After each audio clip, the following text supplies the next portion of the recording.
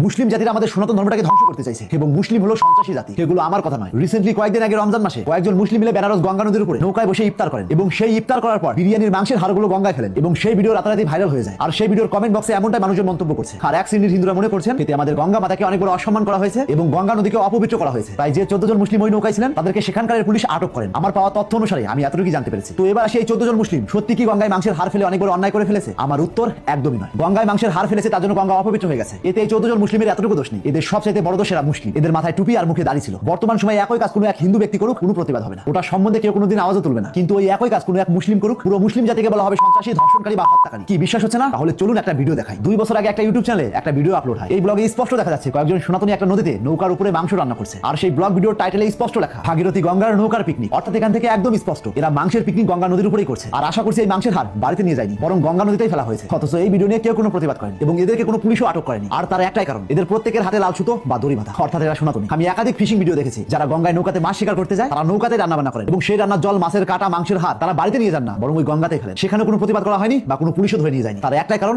তারা সনাতন। তারা একটা নদীর ভিতরে যদি ইফতার করার অপরাধে যদি তাদেরকে অ্যারেস্ট করা হয়, তাইলে হিন্দুরা যে পরিমাণ অত্যাচার করতেছে আমাদের মুসলমানদের উপরে, তাহলে তাদেরকে কি করা উচিত এটা অবশ্যই আপনারা কমেন্ট করবেন।